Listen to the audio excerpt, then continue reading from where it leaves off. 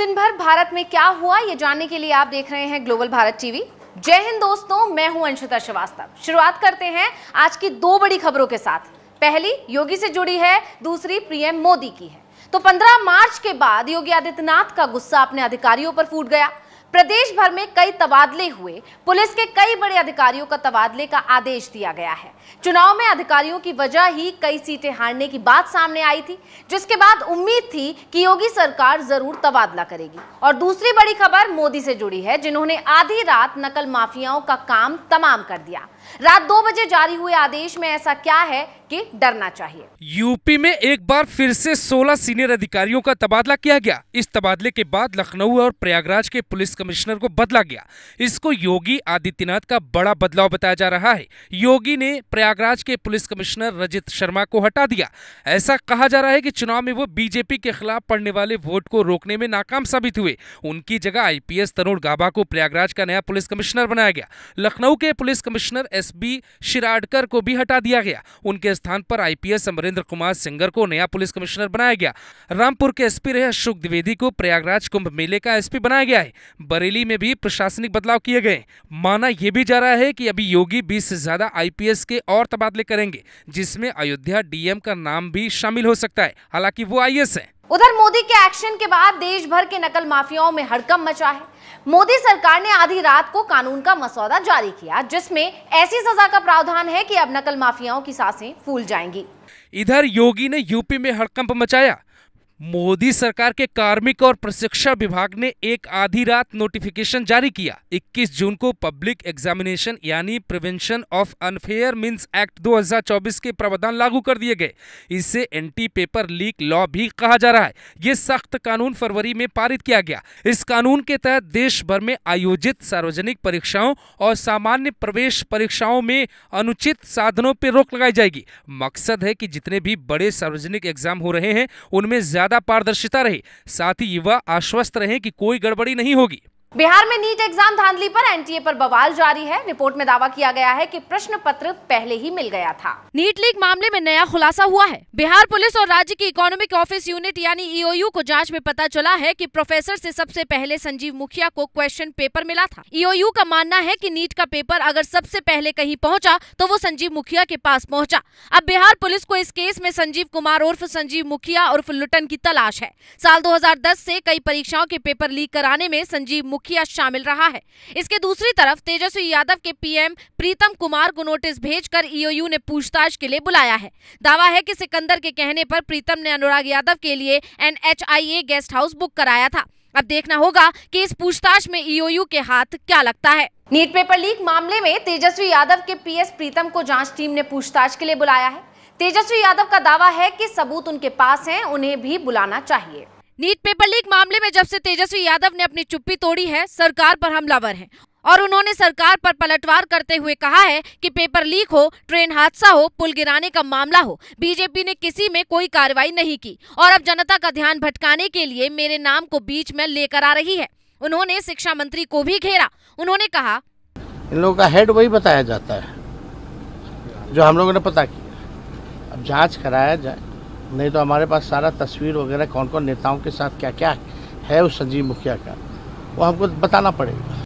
जनविश्वास यात्रा पर तेजस्वी ने कहा कि 15 अगस्त के बाद देखिएगा कि हम क्या करते हैं। इससे पहले डिप्टी सीएम विजय सिन्हा ने आरोप लगाया था कि पेपर लीक मामले में तेजस्वी यादव का भी हाथ है। ऐसे में अब तेजस्वी ने पलटवार किया है। यूजीसी नेट की परीक्षा रद्द होने और नीट एग्जाम में गड़बड़ी को लेकर घमासान थमता नहीं दिख रहा है। इस बीच केंद्रीय शिक्षा मंत्रालय ने कमेटी का गठन किया है। शिक्षा मंत्रालय की ओर से बनाई गई हाई लेवल कमेटी के अध्यक्ष डॉक्टर के राधाकृष्णन होंगे। वो इसरो के पूर्व चेयरमैन और आईआईटी कानपुर के बोर्ड ऑफ गवर्नर्स अध्यक्ष रहे हैं। जानिए ये समिति क्या करेगी। शिक्षा मंत्रालय ने एनटीए की परीक्षाओं में गड़बड़ियों को रोकने और पारदर्शिता लाने के लिए 7 सदस्यीय हाई लेवल कमेटी का ऐलान किया। मिली जानकारी के मुताबिक इसके चीफ इसरो के पूर्व चेयरमैन और आईआईटी कानपुर के पूर्व डायरेक्टर के राधाकृष्णन होंगे। ये कमेटी 2 महीने में शिक्षा मंत्रालय को रिपोर्ट सौंपेगी। नीट एग्जाम विवाद पर शिक्षा मंत्री धर्मेंद्र प्रधान ने 20 जून को प्रेस कॉन्फ्रेंस में इसकी घोषणा की थी। देखिए, कुछ लोगों को देश में ऐसे एग्जामिनेशन व्यवस्था पसंद नहीं है। थोड़ा गहराई से देखो उनके पीछे कौन है और उनकी मैं विद्यार्थियों की आकांक्षा, विद्यार्थियों के मन की बात को सम्मान करता हूं। उनको आश्वस्त करता हूं, सरकार पूरा पारदर्शी तरीका से चीजों करेगा।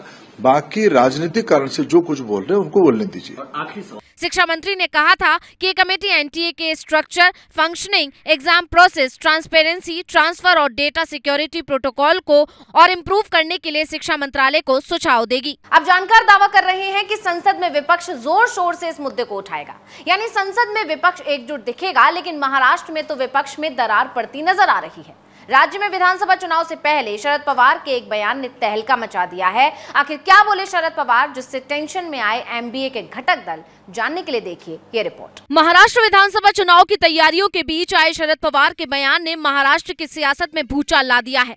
दरअसल एनसीपी सुप्रीमो शरद पवार ने कहा कि विधानसभा चुनाव में स्थिति अलग है। राष्ट्रवादी कांग्रेस पार्टी के एक नेता ने अपने सुप्रीमो शरद पवार के हवाले से कहा कि राकांपा लोकसभा चुनावों के दौरान अपने महाविकास अघाड़ी सहयोगियों की तुलना में कम सीटों पर चुनाव लड़ने पर सहमत हुई, लेकिन विधानसभा चुनाव में स्थिति अलग होगी। दरअसल शरद पवार ने 2 बैठकें की, जिसमें एक पुणे शहर में अपने पदाधिकारियों के साथ, वहीं दूसरी बैठक पार्टी विधायकों और नवनिर्वाचित सांसदों के साथ की। बैठक में शामिल हुए जगताप ने कहा कि पवार ने संकेत दिया है कि विधानसभा चुनाव में तस्वीर अलग होगी। वहीं अनिल देशमुख ने कहा कि एमवीए में कोई बड़ा भाई और छोटा भाई नहीं है, सभी समान है। अब चुनाव से पहले जारी किए हुए इन बयानों को देखते हुए जानकारों का दावा है कि चुनाव में एमवीए में सीट शेयरिंग पर पेच फंस सकता है।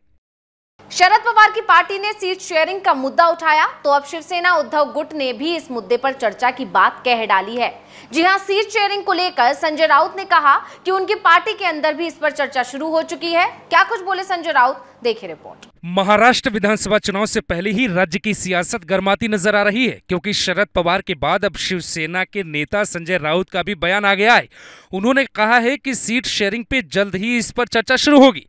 तो हमारी बातचीत जल्दी शुरू होगी। 25 तारीख को हम बातचीत के लिए बैठने वाले थे 3 पार्टी, लेकिन कांग्रेस पार्टी का दिल्ली में कुछ महत्वपूर्ण बैठक है, तो महाराष्ट्र के सभी नेता दिल्ली में जा रहे हैं, इसलिए 25 तारीख की जो हमारी महाविकास आघाड़ी की बैठक थी वो हमने आगे कर ली। उन्होंने कहा है कि ये सवाल उठना वाजिब है कि कौन कितनी सीट पर चुनाव लड़ेगा। मेरे विचार से सभी बराबर के हिस्सेदार हैं। लोकसभा चुनाव में महाविकास आघाड़ी ने काफी बेहतर प्रदर्शन किया, पूरे देश को दिखा दिया कि एकता में कितनी शक्ति होती है, लेकिन विधानसभा चुनाव में तस्वीर बदलती दिख रही है। महाराष्ट्र में विपक्ष में फूट पड़ती नजर आ रही है, लेकिन ओडिशा में विपक्ष और सत्ता पक्ष में फूट पड़ रही है। यही नहीं, चंद्रबाबू नायडू पर विपक्ष ने गंभीर आरोप भी लगा दिया। क्या लगा आरोप, देखिए रिपोर्ट। ताड़ेपल्ली में वाईएसआरसीपी के निर्माणाधीन केंद्रीय कार्यालय पे सरकार ने बुलडोजर चला दिया है, जिसका वीडियो सामने आया है। सरकार की इस कार्रवाई के बाद अभी तक सत्ता में रही वाईएसआर कांग्रेस पार्टी ने सरकार पर गंभीर आरोप लगाए। सरकार की इस कार्रवाई के बाद राज्य की राजनीति गर्मा गई है।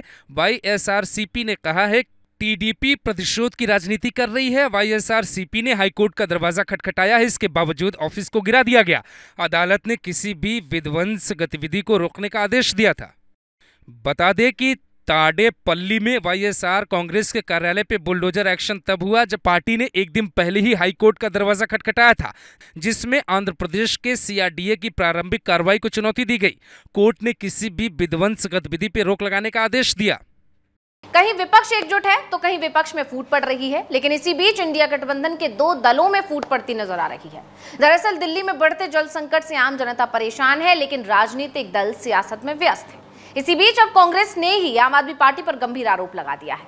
आखिर दिल्ली सरकार को घेरते हुए क्या बोले कांग्रेस नेता और क्या लगा दिए आरोप, जानेंगे रिपोर्ट में। दिल्ली में गहरा रहे जल संकट को लेकर कांग्रेस नेता अभिषेक दत्त ने आम आदमी पार्टी पे जमकर हमला बोला। उन्होंने सीएम अरविंद केजरीवाल पे गंभीर आरोप लगाते हुए कहा कि हर साल यही समस्या आती है। मैं तो पूछना चाहता हूं, अगर मंत्री ही धरने पे बैठेंगे तो सरकार कौन चलाएगा? मुख्यमंत्री तिहाड़ जेल में है, उप मुख्यमंत्री तिहाड़ जेल में है, कुछ इनके और मंत्री तिहाड़ जेल में है। उन्होंने ये भी कहा कि दिल्ली में सब सरकार के मंत्री ही धरने पर बैठ जाएंगे तो सरकार कौन चलाएगा? दिल्ली को तो इस सरकार ने भगवान भरोसे छोड़ दिया है। ये खबर अपने आप में इसलिए भी बड़ी है, अभी हाल ही में आप सांसद संजय सिंह ने इंडिया के घटक दलों से समर्थन की अपील की थी। ऐसे में कांग्रेस नेता के बयान से सियासत गर्मा गई। बांग्लादेश के प्रधानमंत्री शेख हसीना भारत के दौरे पर हैं। 2 दिवसीय दौरे पर आई शेख हसीना का राष्ट्रपति भवन में पीएम मोदी ने स्वागत किया। इसके बाद उन्हें सेरेमोनियल वेलकम दिया गया। पीएम हसीना ने राजघाट जाकर राष्ट्रपिता महात्मा गांधी को श्रद्धांजलि दी। शेख हसीना के इस दौरे पर दुनिया भर की नजरें टिकी हुई हैं। आखिर किन मुद्दों पर हुई चर्चा, जानने के लिए देखिए रिपोर्ट। 2 दिवसीय राजकीय यात्रा पे भारत पहुंची बांग्लादेश की प्रधानमंत्री शेख हसीना और पीएम के बीच दिल्ली स्थित हैदराबाद हाउस में द्विपक्षीय चर्चा हुई। इससे पहले पीएम मोदी ने शेख हसीना का राष्ट्रपति भवन में स्वागत किया, जहां दोनों नेताओं ने एक दूसरे देश के मंत्रियों से मुलाकात की। बैठक के बाद विदेश मंत्रालय की ओर से बताया गया कि पीएम नरेंद्र मोदी और बांग्लादेश की पीएम शेख हसीना ने दोनों देशों के बीच ऐतिहासिक संबंधों को और गहरा करने के लिए बातचीत की। इस दौरान विकास, साझेदारी, ऊर्जा, जल संसाधन, व्यापार, रक्षा सहयोग को लेकर चर्चा हुई।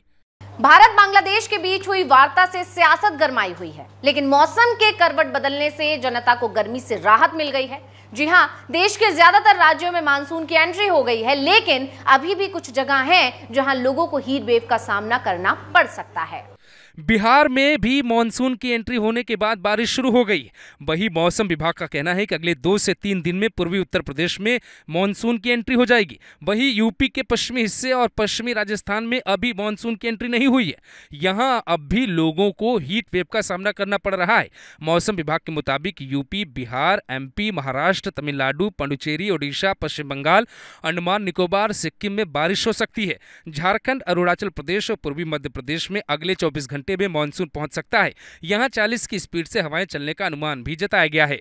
और बुलेटिन के आखिर में बात खेल जगत की, तो खबर आ रही है कि टीम इंडिया को नया कोच मिलने वाला है। आखिर किसके नाम की हो रही है चर्चा, किसे मिलने वाली है भारत के कोच की बड़ी जिम्मेदारी, देखिए रिपोर्ट में। भारतीय क्रिकेट बोर्ड जल्द ही नए कोच के नाम का ऐलान कर देगी। Rahul Dravid T20 world cup 2024 के बाद टीम इंडिया से अलग होंगे। इनकी जगह लेने के लिए आवेदन मंगवाए गए हैं।